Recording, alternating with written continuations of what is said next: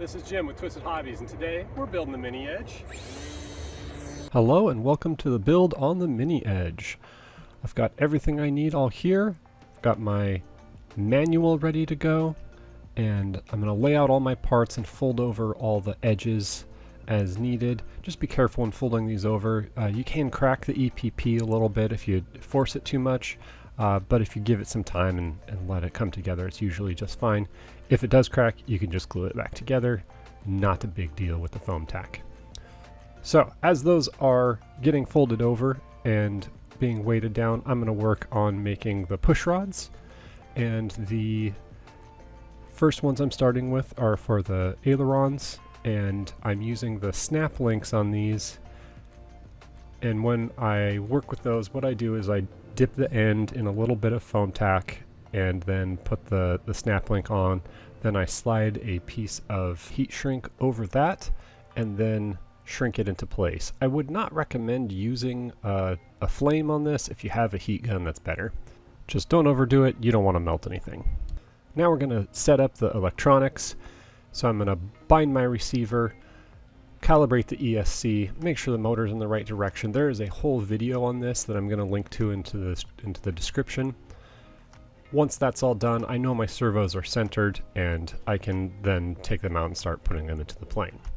Next, I grab the control horns out of the hardware kit, and we're going to work on putting together the differential horn with the servo horn. I'm just going to use some CA glue on that, hit it with a little bit of kicker, and then I'll cut out the rest of my servo horns and my motor mount and clean those up as necessary.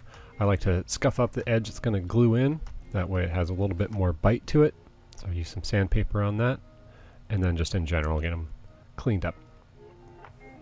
Now we're ready to put the adjustable end links onto the differential horn and the servo horn. I use this little jig that I made. I have a little video that shows how I made that, and it's just got a place for it to set the clip while you push the end link through it and get it seated. I really like these end links because they are so solid and they don't provide any slop in the linkage.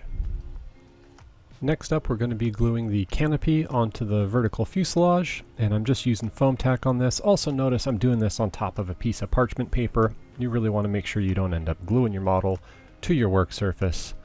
I may have done that in the past.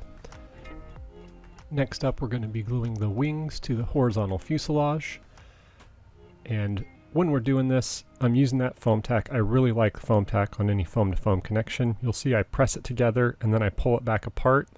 I wait about a minute and then I push it back together to get a nice firm connection. We're going to do that on the horizontal stabilizer and elevator as well. And on this, I'm going to need to use some weight. I also measured it from wingtip to tail tip to make sure I'm not putting it together kind of crooked. So it's just got to be the same distance that you're measuring from. Now I'm preparing the wing spars. I scratch these up with some sandpaper and then wipe them down with some rubbing alcohol. On these we're just going to tack them together a little bit, let that set, and then I'm going to run a bead down it with CA glue. I use CA glue on all of the hardware connections, and I use foam tack on all the foam-to-foam connections. Although I do like the foam tack better in general because it's a little more forgiving. I cut that slot all the way open. I dry fit it to make sure it's going to fit in there correctly. Sometimes it needs a little bit more opening up. And on here I'm filling it with some foam tack. And then we'll flip it over and install the vertical fuselage as well at this point. I dry fit it to make sure everything fits correctly, and then I lay it down to the side and use that as a guide to figure out where I'm going to be putting the glue. Then you get it into place. I'm going to use my square to make sure everything's at 90 degrees. You don't want your plane getting twisted. Then I used a couple rolls of paper towels to elevate that up off of the work surface, so that way we could put in the control horns for the ailerons and the servo and differential horn. So I assemble the servo and horn together, and then we're going to put that into the plane. Notice that the the horns face towards the front of the plane. Then we'll install our elevator and rudder servos.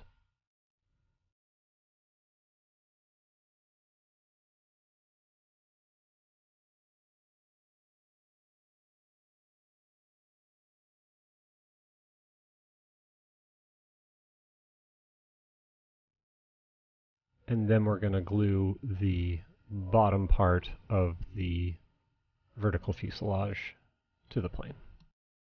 Make sure all your wires are going to one side, and then fit it into place.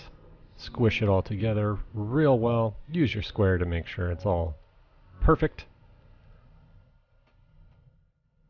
The foam tack is great because it allows you to make adjustments as it's setting. Now we're working on the motor mount, so I scuff it up, put some foam tack up there, and get it into place.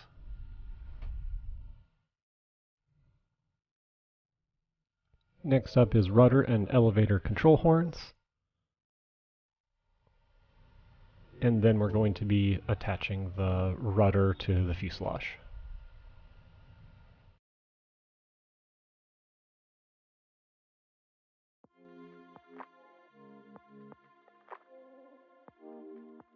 Then we're going to start on our push rods. I'm going to cut out all these little standoffs, thread them onto the push rod,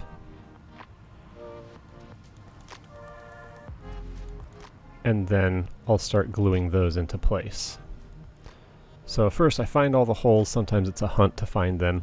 Then I lift them up a little bit, and then I apply a little bit of glue, and then push each of them down. Make sure they're straight, make sure it doesn't bind.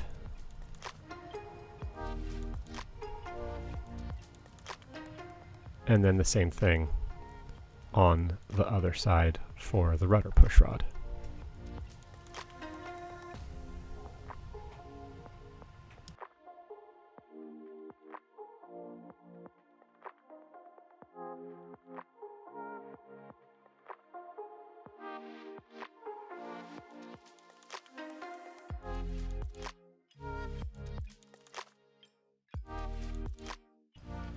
And the big key when installing these snap-in links is just to make sure that it's aligned with the control horn before you squeeze it together. I usually make sure it's set with my fingers and then give it just a little bit of squeeze with some pliers, and it's able to send it home. Now we're going to work on the push rods for the ailerons. So I get those threaded through the adjustable end link, and then I'm going to snap them into place again using the snap-in links.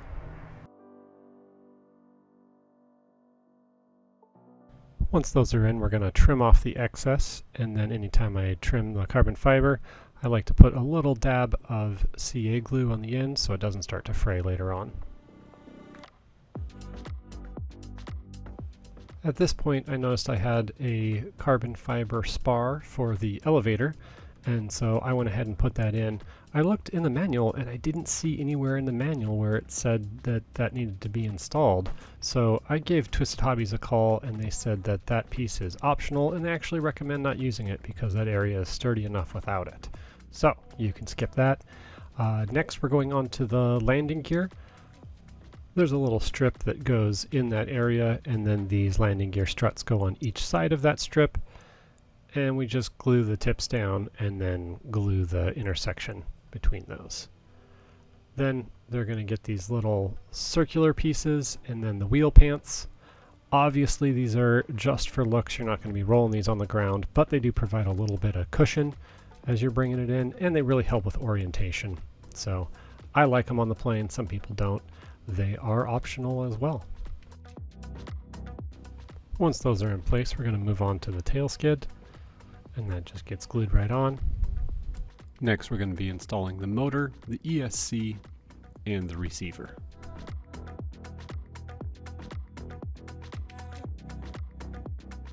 Next, I'm getting out my prop balancer. I use a little tape to get it balanced. I got this one from Twisted Hobbies. It works great. Then I'll use my O-ring installer tool and get that popped right on. Easy peasy. We'll finish it up by putting on the side force generators. We just cut those out, clean them up, and then get them glued in place. And once I finish up with these, I'm going to set the CG. On the edge, it's 5.9 inches back from the motor mount, but it's going to depend on which model you're using, whether it's the Mini Yak or the MXS, but it's a good starting point, and then you go from there. And now for the Maiden flight. I was really excited about the way that this plane flew. I've had a couple other smaller planes and they were a little too twitchy for my taste, but I really like the locked in feel that I'm able to get from this. And it's small, so you're able to really spin it around when you're doing those aileron rolls. And there's a bit of a breeze here, more than I'd like for a Maiden and for such a small model as well. But it does everything I want it to do. It's become one of my favorite go-tos, especially if I can go somewhere where there's some tall grass. I can really make it do anything I want. I enjoyed this build. I hope that this has helped you to build your Mini, and I hope you enjoy it as much as I do.